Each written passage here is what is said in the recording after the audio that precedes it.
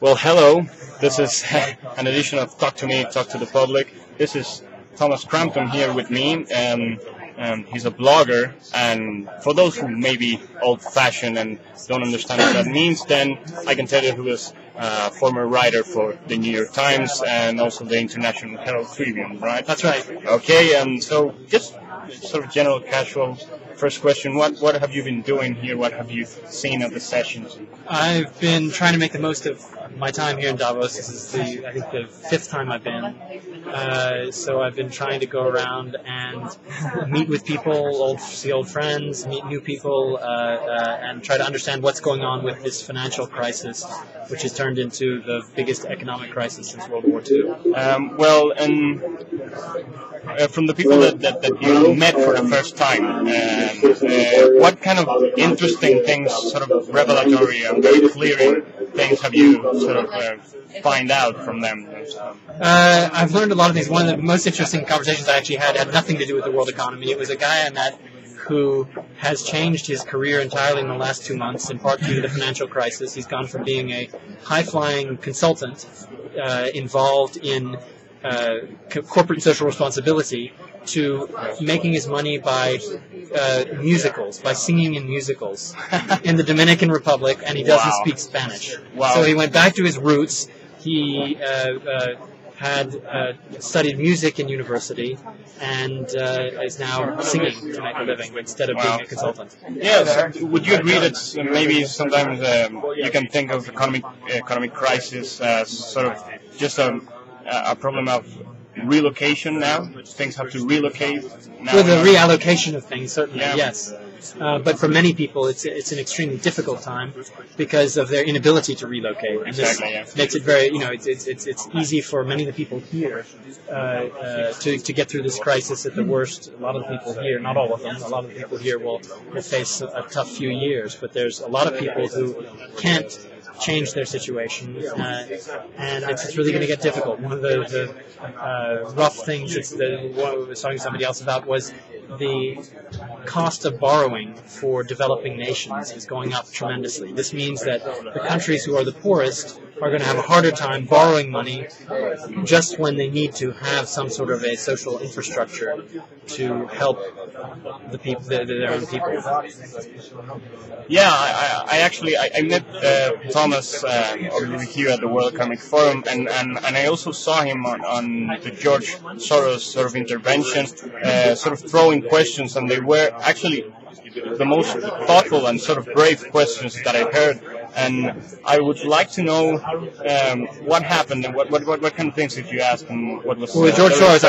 What I want to know with George Soros is he's the guy who broke the British pound. So I wanted to know, and he was standing up there saying how I predicted this whole thing. I knew it was going to happen.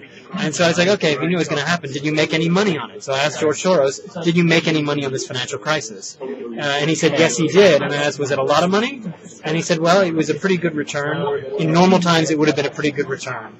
So I take that to mean that he did fairly well. He didn't actually say what he'd invested in. I should have asked the next question, what did you invest in and what would you invest in now? Yeah, so for the people who are asking, yes, this happened, but I wonder if there was a time where we were getting signals and we could have stopped this, or if there was a way we could have sort of preemptively know about this.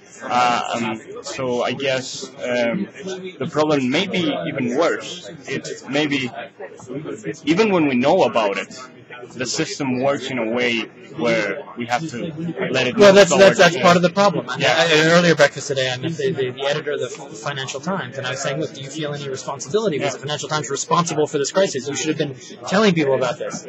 And he said, well, look, we actually had people writing about this. He named the authors who've been writing about it, and he said, these are things we've been talking about for a long time. People weren't listening to us. And in the end of the day, you shouldn't really be blaming the media because you should be blaming the people that were actually making all of these bad decisions. So I think that people really deny reality. And I think that here, I think for the point of view of having valuable debate and discussion here at Davos, I think it's a good thing that the crisis started a while back because this means that here, there's no denial of reality. Every conversation you have here is with people saying the crisis, the crisis, the crisis. So everybody recognizes there's a crisis and there's a problem. Okay, well, finally then, I hope this doesn't sound corny, but where do you see hope in this sort of trend? I do see hope. I'm an optimist. I always look for hope, and I always will try and see hope. But sort of in lines with kind of what you were saying a moment ago about how it brings this dislocation or misallocation.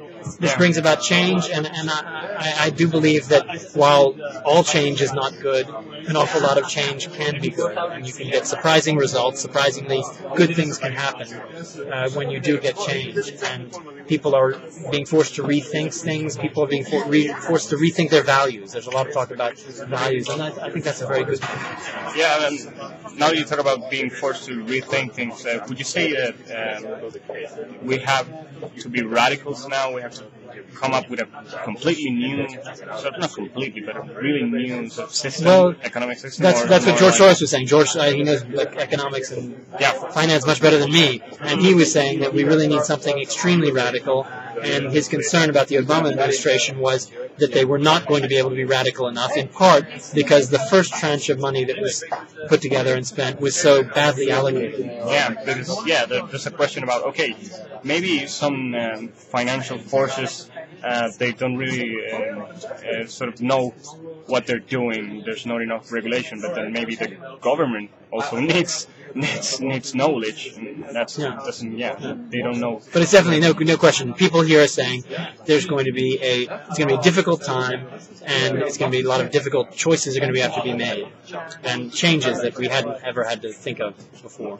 Well, thank you very much. Thank you, Very Pablo. kind of you for doing this. Look forward to seeing you again. Okay, see you later then.